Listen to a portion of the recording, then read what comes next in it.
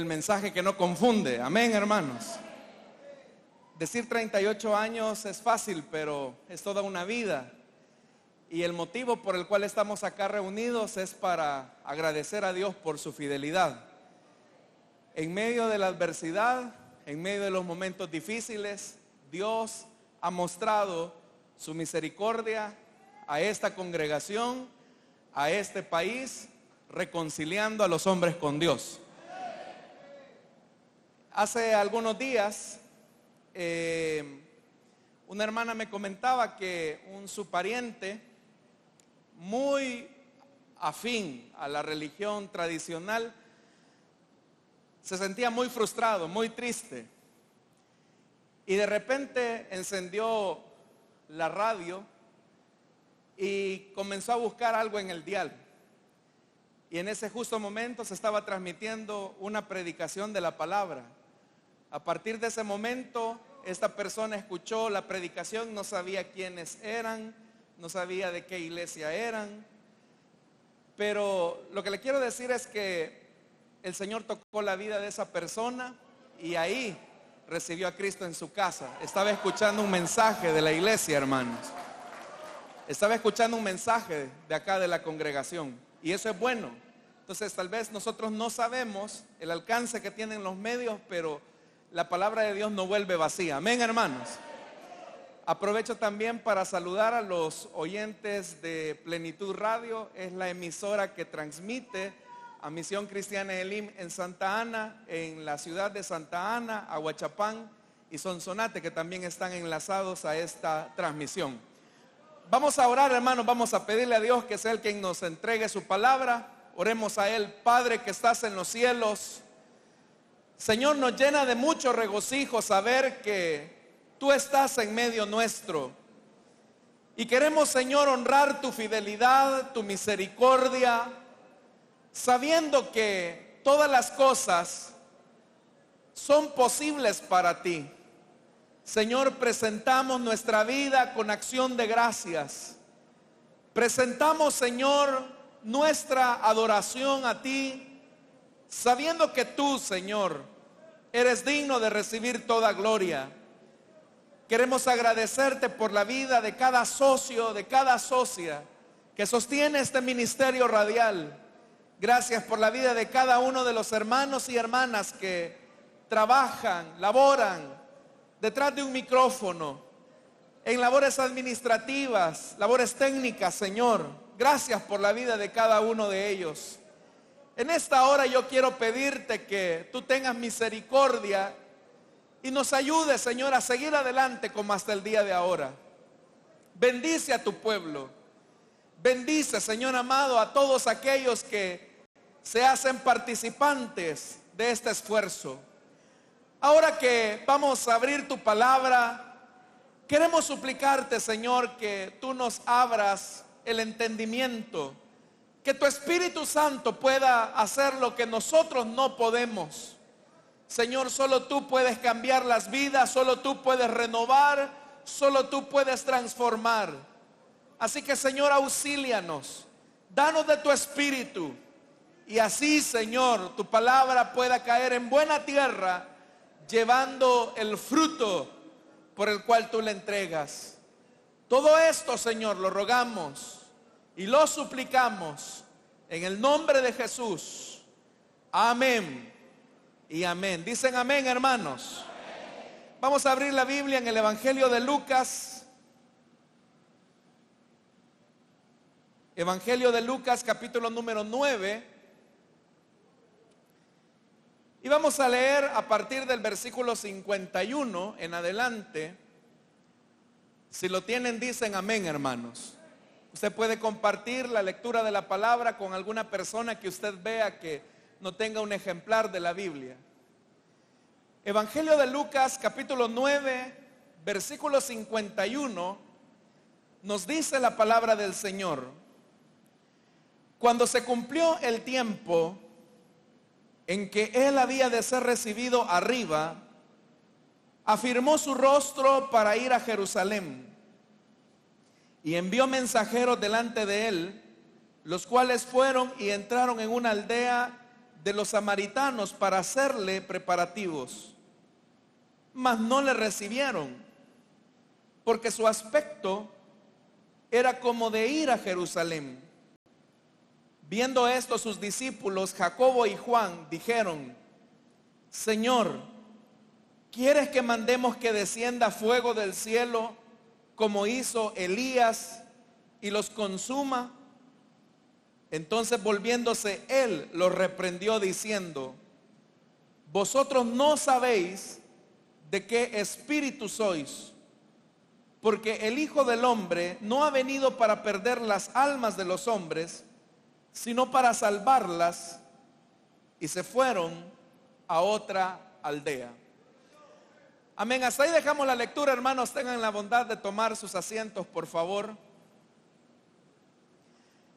Hermanos, cada evangelio que nosotros encontramos en las Escrituras enfatiza un aspecto de la vida de Jesús y se encarga también de enfocar un objetivo de su misión acá en la tierra. Por ejemplo, para el Evangelio de Mateo, a él le interesa presentar a Jesús como el descendiente de David, el heredero al trono de Israel y por lo tanto el Mesías anunciado por los profetas. Al Evangelio de Marcos le interesa presentar el aspecto humano de Jesús, la condescendencia que Dios ha tenido hacia los hombres, haciéndose carne en toda la dimensión de su humanidad. Al Evangelio de Juan le interesa presentar a Jesús el aspecto divino, es decir, que la redención es el resultado de una planificación divina que hubo desde la eternidad y que se consumó en el hecho mismo de la encarnación. Usted puede notar que cada evangelio entonces tiene un interés, un enfoque específico acerca de Jesús y de su misión acá en la tierra. En el caso del Evangelio de Lucas, que es del que ahora hemos tomado esta lectura, a Lucas le interesa enfatizar, dentro de muchos otros aspectos, la universalidad de la salvación que Jesús vino a conseguir. Y esto, hermanos, usted lo puede notar en algo muy sencillo cuando usted está en su casa y lea estos evangelios. Por ejemplo, Mateo en su genealogía comienza a rastrear a toda la línea ascendente del Señor Jesús desde Abraham, porque Abraham es el padre del pueblo judío. Pero recuerde lo que le acabo de decir, a Mateo le interesa enfatizar que Jesús es el hijo de David, es el heredero al trono de Israel. Pero si uno, por ejemplo, compara la genealogía de Jesús en el Evangelio de Lucas, uno va a notar, hermanos, que toda esa línea genealógica llega hasta Adán. Es decir, a Lucas no pasa o no le interesa comenzar su genealogía con Abraham, sino que le interesa comenzar o atravesar esa línea con Adán. ¿Por qué razón? Porque Adán es el padre de toda la especie humana. Y con eso lo que se quiere enfatizar es eso, que Jesús ha venido no solamente a ser el Salvador del pueblo hebreo, del pueblo judío, sino que Jesús ha venido a ser el Mesías, el Salvador de toda la raza humana. Pero esa enseñanza que yo estoy diciendo, este aspecto que estamos destacando, es algo, hermanos, que a los discípulos que eran judíos les costó entender. Y por eso es que el evangelista, en este caso Lucas, quieren, hermanos, presentar cómo Jesús se plantea de cara a este objetivo: ser el Salvador del mundo, ser el Cristo prometido a las naciones.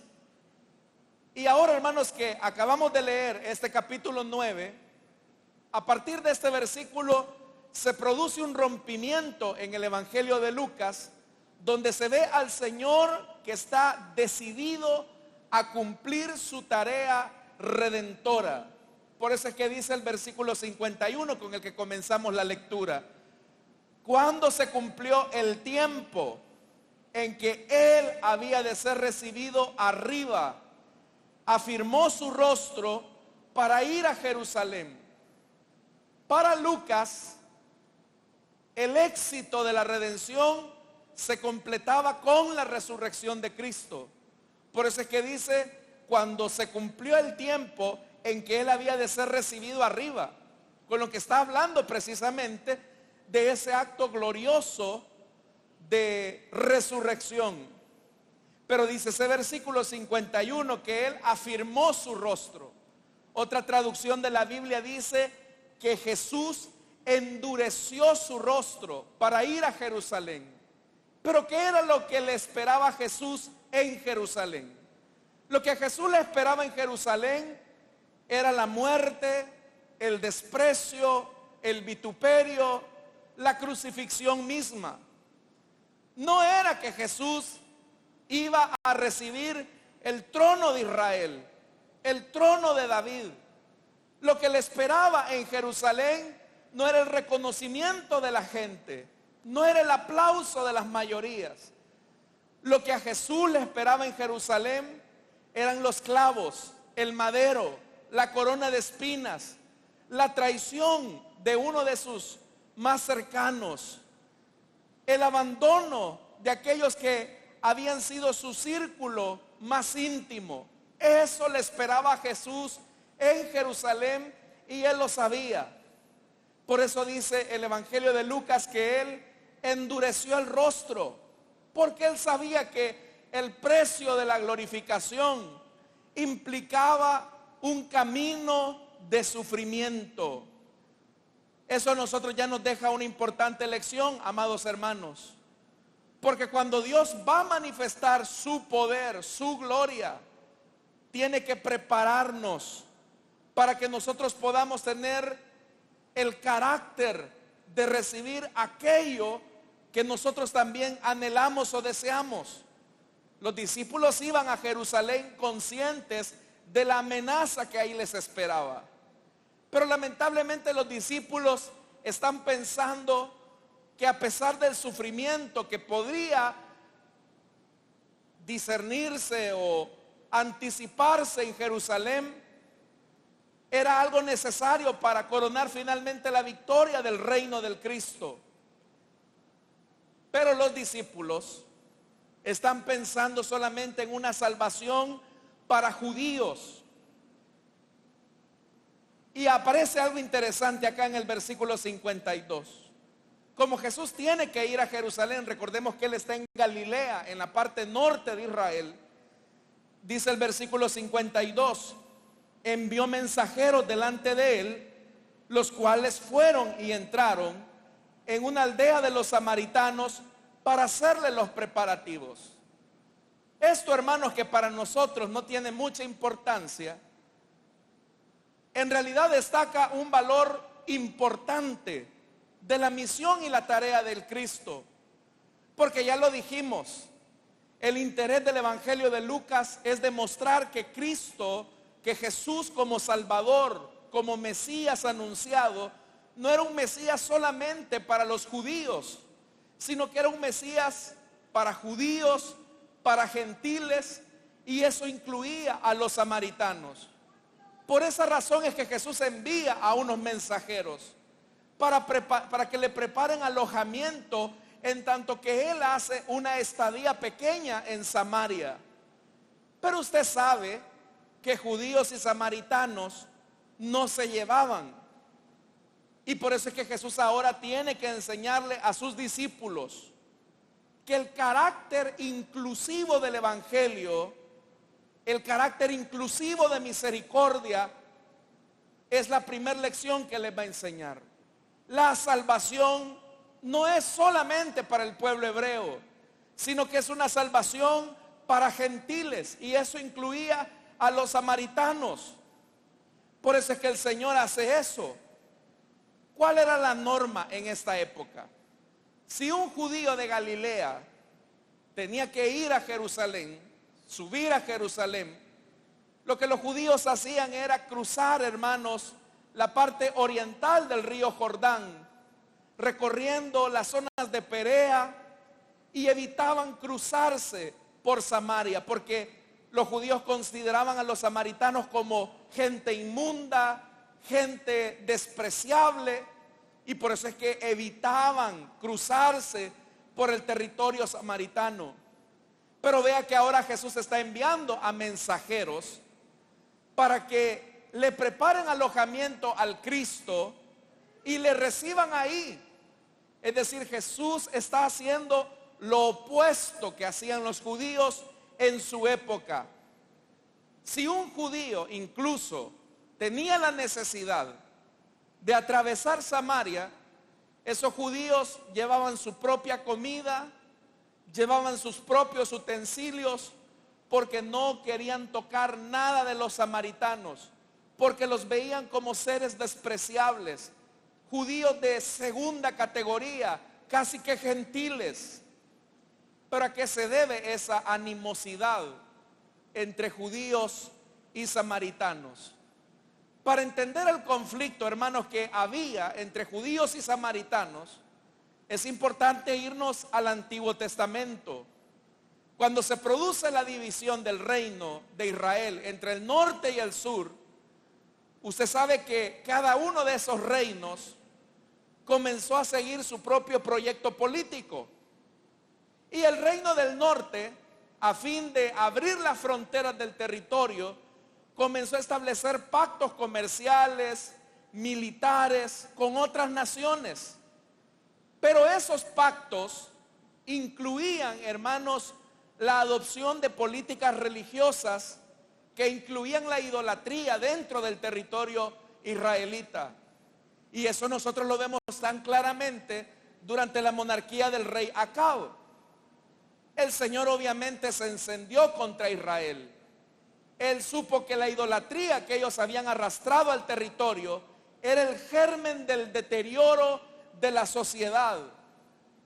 Cuando Israel cae en el año 722 bajo la invasión asiria, la Biblia dice, hermanos, que el rey de Asiria comenzó a traer gente de otras naciones, gente de Babilonia, gente de Cuta, gente de Aba, gente de Hamat, gente de Sefarbayim, que eran territorios gentiles. Pero cuando esta gente se quedó en el territorio de Israel, porque el rey de Asiria los había traído, los israelitas comenzaron a entablar relaciones matrimoniales con gente pagana, de tal manera que la línea abrahámica se perdió. Y esta gente que se mezcló con el pueblo hebreo comenzó a enseñarles o a influir en los israelitas para que ellos adoptaran cultos idolátricos. Lo que le quiero decir, hermanos, es que en la medida en que Israel se comenzó a mezclar con gente pagana, los que se encontraban en el reino del sur comenzaban a ver con desprecio a los que vivían en el norte de Israel. Y la razón era más que obvia. Era porque esta gente había roto la pureza étnica, la pureza racial. Pero no solamente eso, sino que aparte de esos elementos que le he destacado, Israel comenzó a adoptar la idolatría, comenzó a corromperse totalmente. Más tarde, cuando el reino de Judá cae en el año 585 por la invasión de los babilonios, usted sabe que una buena parte de los judíos fue a parar en el territorio de Babilonia. 70 años después regresan a la ciudad para comenzar las labores de reconstrucción. Y dice la Biblia que cuando vienen con Esdras y Nehemías, los del norte querían apoyar la reconstrucción del templo en Jerusalén. Pero la Biblia nos dice que los judíos no aceptaron esa ayuda, es decir, que la rechazaron.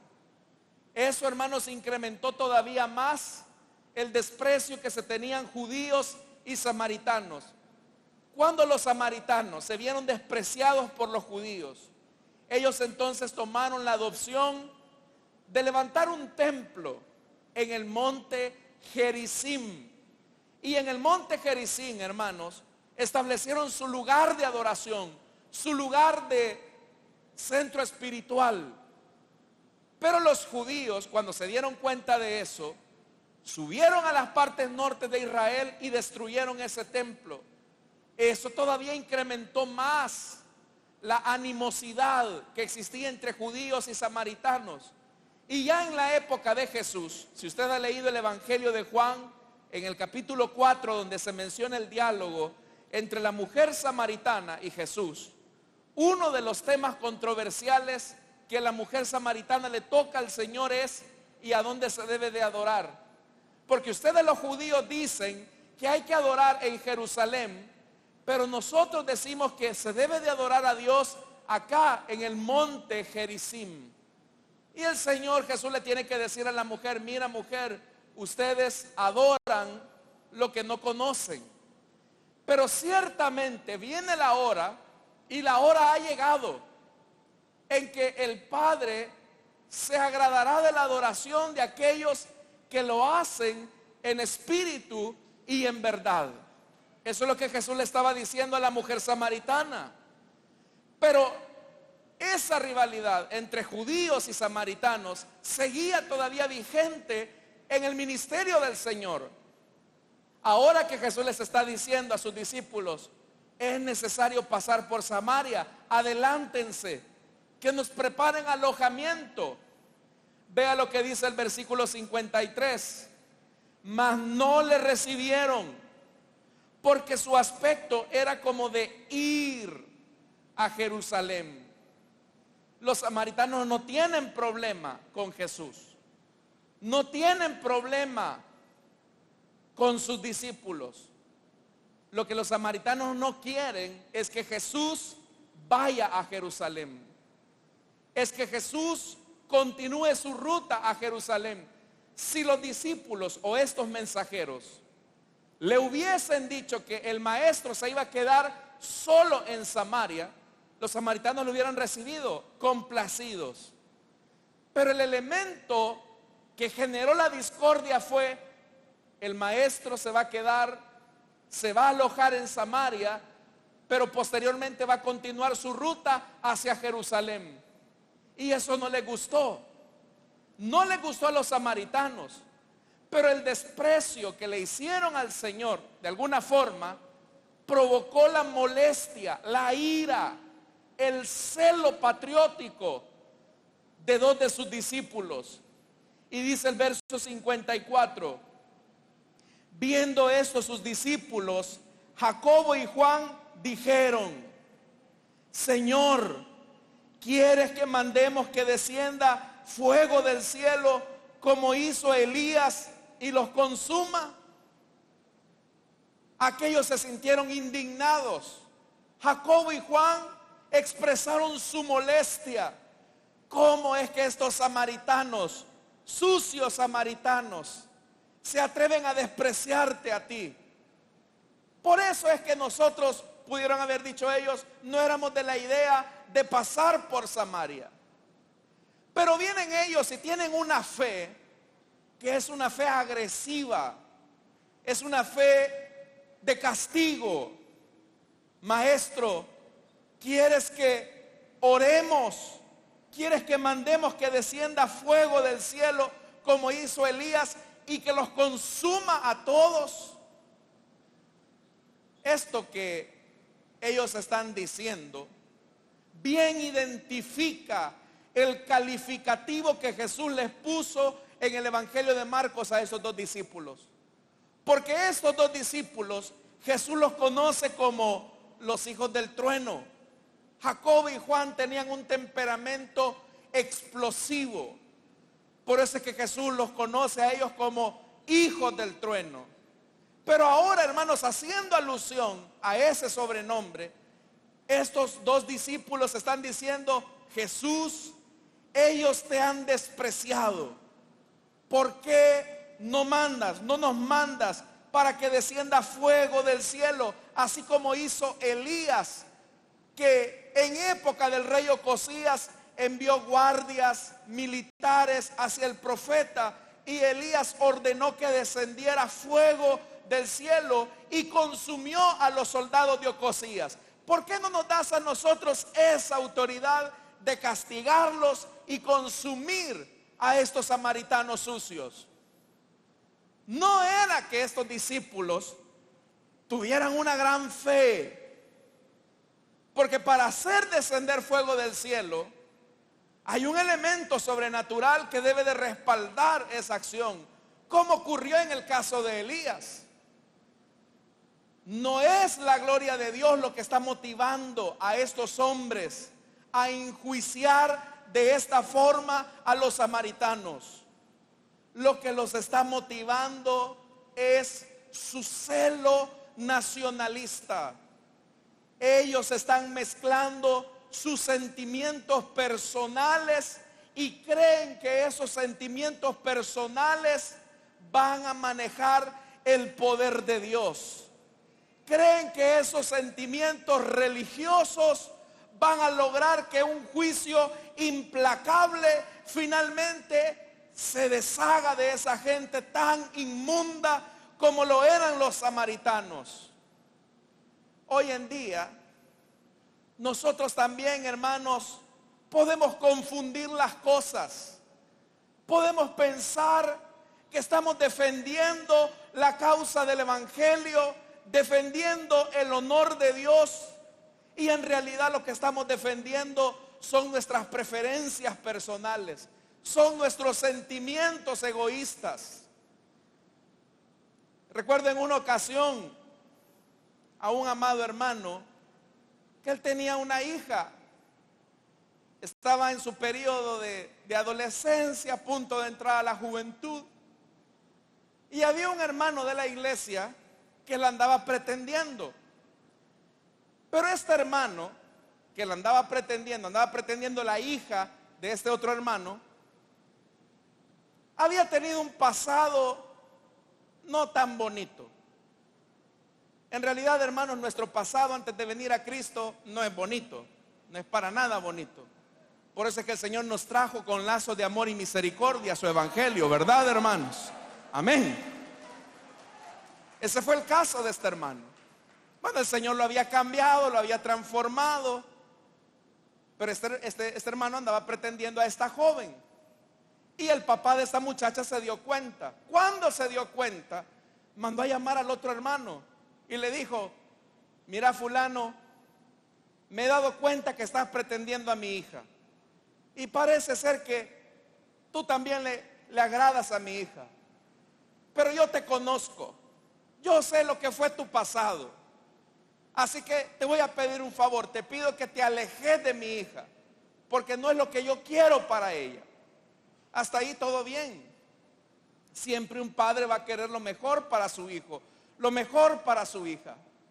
Para este hermano, este muchacho no calificaba para su hija, era su aspecto humano. Pero lo que yo le quiero decir es que en esa defensa que él estaba haciendo de su hija, viene y le dice: y si no te alejas, yo le voy a pedir a Dios que te castigue y que te aleje de mi hija. Y yo sé que Dios a mí me escucha. Así que atenete a las consecuencias si seguís pretendiendo a mi hija, porque si no, yo voy a orar a Dios y vas a ver que Dios se te va a ir encima. O sea, imagínense el concepto de este hombre.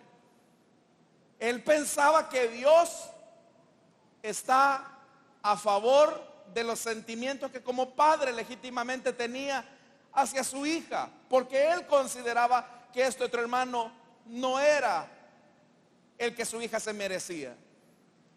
Pero ahí nos podemos engañar nosotros cuando pensamos que nuestros sentimientos, nuestras emociones pueden justificar acciones arbitrarias y divinas en las que podemos juzgar a una persona para irnos encima con todo el peso de la ira divina.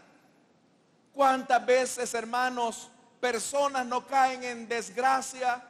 Inmediatamente vienen los nuevos Boanerges, los nuevos hijos del trueno, a decir: No, es que este fulano se enfermó por malo. Es que este fulano perdió el empleo por pecador. Es que este fulano perdió sus bienes porque a saber en qué andaba. Y nosotros nos ponemos en una posición a la que Dios no nos ha llamado. El único que es juez de todo el universo es el que está sentado en el trono de la gloria, hermanos y hermanas. Y su juicio es recto, es justo.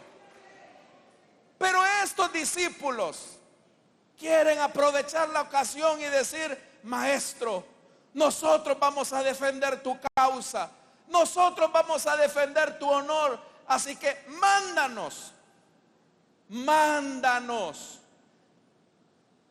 para que descienda fuego del cielo y los consuma a todos.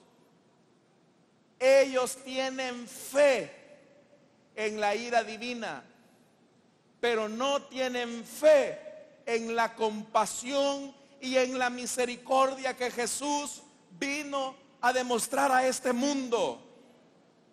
Y muchas veces nosotros, hermanos, podemos confundir las cosas.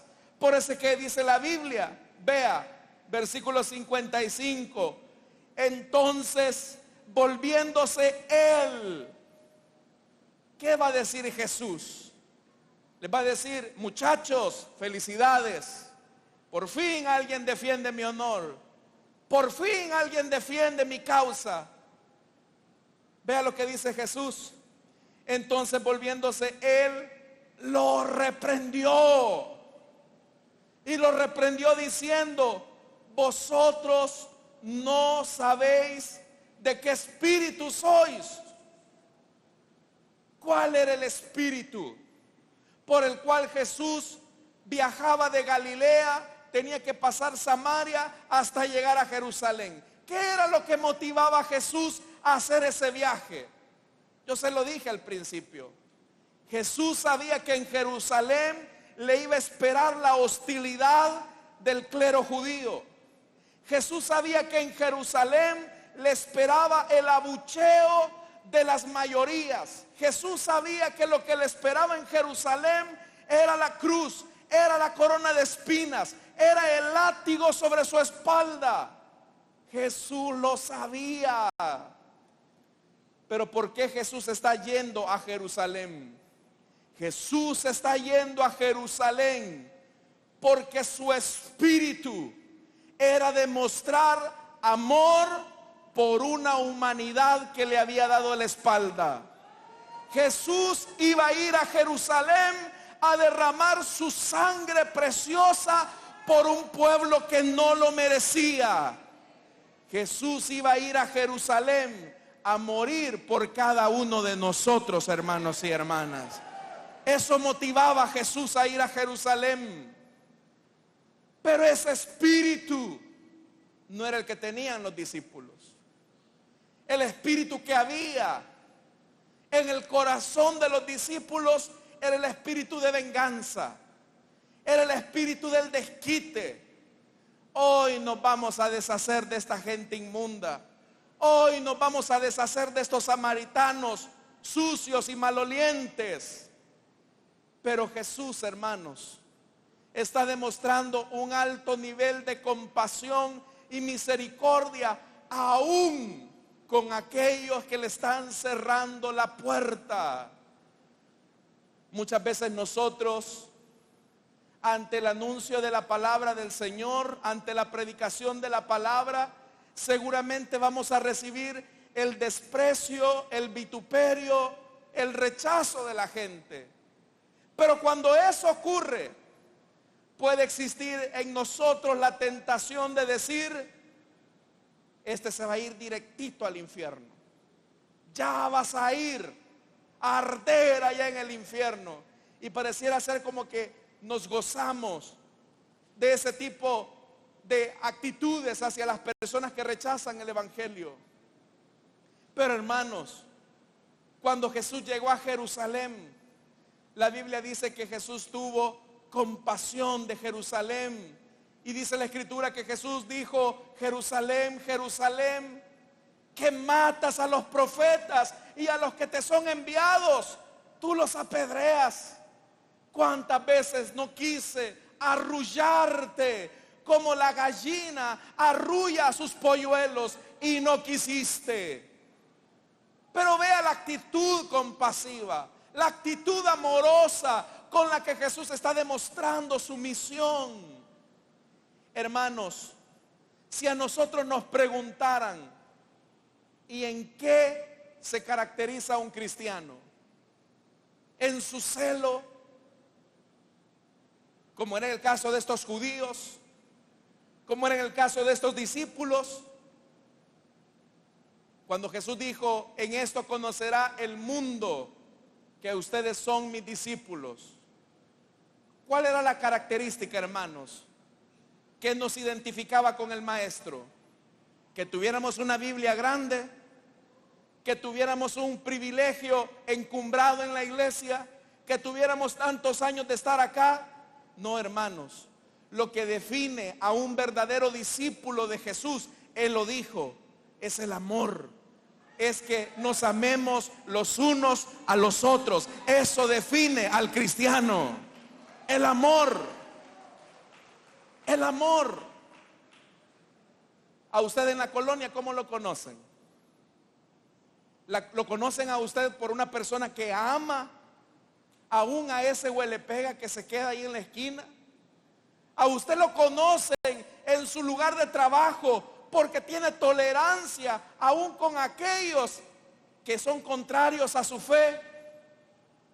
O lo conocen a usted, hermanos, como una persona que ni saluda en la colonia, ni siquiera el buenos días da. Cuando va a la iglesia, va con la Biblia y no le habla a nadie. Y no piense que eso es santidad, porque Jesús fue santo y convivió con pecadores, porque la luz de su amor fue más fuerte, los atrajo al arrepentimiento.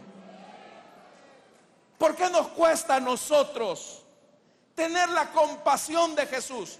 O hagámosle la pregunta a estos discípulos: ¿por qué les costó a ellos entender el espíritu de Jesús? ¿Cuál fue el problema? ¿Qué es lo que nos impide ver a nosotros, a las personas, con misericordia y con compasión? Le voy a mencionar al menos dos causas por la cual a veces no desarrollamos compasión hacia los demás. Y a veces la compasión, hermanos, no la desarrollamos ni en el mismo seno de nuestra familia. La primera razón es porque tenemos una actitud de superioridad. Solemos pensar que somos mejores que los demás, olvidando que nosotros también estuvimos en el mismo lugar que ellos antes de venir a Cristo. ¿Cómo éramos nosotros? Si nosotros estamos aquí en la iglesia, no por ser buena gente. Aquí, hermanos, no estamos acá porque éramos buena gente, personas impolutas, sin defectos. No, si estamos acá sentados, bien vestidos y en nuestro juicio cabal, es porque un día Jesucristo, el buen pastor, tuvo misericordia de cada uno de nosotros. Pero muchas veces nosotros, hermanos, olvidamos de dónde nos sacó el Señor. ¿Y quiénes eran, hermanos? Jacobo, Juan, Pedro, todos esos discípulos. El mismo Pedro, cuando Jesús lo llama a que se convierta en uno de sus discípulos, a ser uno de los que iban a formar su círculo más cercano, la Biblia dice que Pedro, hermano, se arrodilla y él mismo dice: Señor, soy pecador, yo no soy digno de ti. Cuando la iglesia olvida esa sensibilidad, cuando la iglesia y los cristianos comenzamos a desarrollar una actitud de superioridad, donde vemos incluso a los mismos hermanos de la iglesia de los hombros para abajo y caminamos como la divina garza, hermano, no se olvide de dónde el Señor nos ha sacado. No se olvide del gran amor que el Señor tuvo hacia usted. Si por muchos de nosotros, hermanos, no daban ni 5 centavos, ni nuestros hijos. Muchos de nosotros, hermanos, había que irlos a traer de la cuneta. Muchos de ustedes eran los problemáticos de la colonia. Pero hoy, hermanos, no tenemos una mínima de compasión por aquellos a los que Jesús tuvo compasión. Seguramente ese vecino escandaloso que usted tiene en la colonia es insoportable. A usted le pone la música a todo volumen al momento de hacer la célula y a usted le dan ganas de decir: Señor, que le caiga un rayo al equipo de sonido de este hombre. Pero piense por un momento, ¿por qué ese hombre actúa de esa forma? ¿Por qué ese vecino suyo es como es? La Biblia lo dice claramente. Una persona que actúa de esa manera es porque está cegado por Satanás. Es porque está bajo el dominio del príncipe de este mundo. De ahí nos sacó el Señor a nosotros, hermanos, y ahora nos tiene sentados en lugares de príncipes para la gloria de Dios. Dios tuvo compasión de usted y de mí. ¿Cuántos dan gloria a Dios por eso, hermano? Bendita compasión. Entonces, hermanos, cada uno de nosotros debemos de tener un concepto equilibrado de nosotros mismos. Gloria a Dios porque el Señor nos dio una nueva vida. Pero eso no nos debe de llevar al punto de mirar con menosprecio a aquellos que todavía hoy por hoy no conocen de Jesús. Y la segunda razón que nos impide ver con misericordia a las demás personas es olvidar la misericordia que Dios nos dio a nosotros. Todos, sin excepción, estábamos condenados, hermanos. La Biblia dice que no hay justo ni aún uno. El único justo, el único santo que ha pisado las calles polvorientas de Israel y de este planeta es Jesucristo, el Hijo de Dios. Solo Él. Pero de ahí, hermanos, ninguno de nosotros. Por eso es que ahora Jesús les dice: ustedes no saben de qué espíritu son. Ustedes no saben qué es lo que me motiva a ir a Jerusalén. Yo no me voy a detener por el desprecio de esta gente. Sí, seguramente le están dando la espalda al maestro, pero no sabemos si más adelante esta misma gente iba a terminar creyendo cuando Felipe en el libro de los Hechos nos dice que fue a predicarle a los samaritanos. Lo que mueve a una persona, hermanos, a venir a Cristo no es que usted le ande gritando: pecador, pecadora, te vas a ir al infierno. Eso no cambia la vida de una persona. Que usted le grite a una persona desde un megáfono en el parque diciéndole que es una mala persona, eso no va a cambiar. Pero si hay algo, hermanos, que sí puede cambiar, es que el amor de Cristo esté en su vida y se refleje de manera compasiva hacia los demás. Y a veces no se necesita ni siquiera de hablar mucho. Son nuestras acciones las que van a demostrar el amor de Cristo en nuestra vida. Como le preguntaba hace algún momento, ¿qué es lo que debería de caracterizarnos a nosotros como cristianos? Debe de ser el amor de Cristo. ¿Cómo lo amó Cristo? Lo amó aún sin merecerlo. Así lo amó el Señor. Entonces Dios también nos invita a amar a aquellos que el mundo desprecia, hermanos. Y dice la Biblia en el versículo 56: porque el Hijo del Hombre no ha venido para perder las almas de los hombres, sino para salvarlas. A eso ha venido el Hijo del Hombre. Ese era el motivo por el cual Jesús endureció su rostro, como dice el versículo 51, e iba a Jerusalén. Él iba a salvar a Israel, a los samaritanos, a los salvadoreños que hoy están sentados en este culto. Por eso Jesús fue a morir en la cruz del Calvario. ¿Cuántos hemos sido lavados de nuestros pecados? Bendita gracia y misericordia que se abrió a nosotros, hermanos. Vamos a orar, vamos a cerrar nuestros ojos. Teniendo nuestros ojos cerrados y nuestro rostro inclinado, quiero hacer una invitación para aquellas personas que esta tarde quieren entregarle su vida a Cristo, que probablemente piensen que el Evangelio es solamente para personas buenas, personas que no han cometido errores. Pero déjeme decirle que no, el Evangelio y Jesús es para todos aquellos que creen en Él. Tal vez usted diga: yo soy una persona muy mala y no tengo el perdón de las personas, quizás ni de Dios. La iglesia no es para mí. Pero déjeme decirle que usted se equivoca. Jesús vino a morir por usted en la cruz. Así que esta tarde yo quiero hacer una invitación. Si en medio nuestro hubiese alguien que quiera entregarle su vida a Cristo, para que se ponga en pie en el lugar donde está. Y ahí habrá un hermano, una hermana que va a orar por usted. Todos los que estamos acá, el Señor nos perdonó, tuvo compasión de nosotros. No lo merecíamos, así como usted tampoco merece el perdón. Pero Dios nos perdonó. Dios se abrió a nosotros con misericordia y con compasión. Así que si hay alguien esta tarde que quiere entregarle su vida a Cristo, póngase en pie mientras la iglesia me ayuda a orar para que el Señor toque las vidas. ¿Hay alguien que quiere entregarle su vida a Cristo?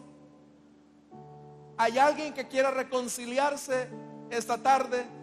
Póngase en pie. Ahí habrá un hermano, una hermana que gustosamente va a orar por usted. Tal vez usted dice: yo soy muy malo. Dios le bendiga a la persona que viene acá al costado. Dios le bendiga a este caballero también. ¿Hay alguien más que quiera entregarle su vida a Cristo? Como lo hacen estas vidas, no importa la maldad de su pecado. La sangre del Hijo de Dios está lista para perdonarle y limpiarle. ¿Habrá alguien que quiera entregarle su vida a Cristo o que quiera reconciliarse? Póngase en pie. Tengo algunos minutos, pero es importante que dé este paso. Tal vez usted dice: mi pecado es muy grande, hermano. Si le contáramos nosotros lo negro que fueron nuestros pecados antes de venir a Cristo, usted ni lo creería. Pero Dios nos ha dado una nueva vida, y ahora esa compasión de Jesús se abre hacia usted. ¿Habrá alguien que quiera entregarle su vida a Cristo o que quiera reconciliarse? Póngase en pie. Quiero orar por usted. ¿Alguien más? El tiempo se me ha acabado ya. Pero si usted quiere entregarle su vida a Cristo, hágalo como estas vidas. ¿Alguien más? Si usted ha traído algún amigo, alguna amiga, hermano, pregúntele: ¿quiere recibir el perdón de Dios? Esa puede ser la pregunta más importante que usted le pueda hacer. ¿Habrá alguien más? Solamente tengo algunos minutos más, unos segundos más. ¿Habrá alguien más? Vamos. No importa la gravedad de su pecado, la sangre del Hijo de Dios tiene el poder para limpiarlo. Jesús tenía el poder de consumir a los samaritanos, por supuesto que sí, pero no lo hizo porque su amor es mayor que cualquier daño y ofensa que podamos haber cometido contra Él. Por eso es que el Señor no le paga como merece. Por eso es que el Señor le ha dado la vida, para que usted se ponga a cuentas con Él. Vamos a orar por estas vidas. Pero si en lo que estoy orando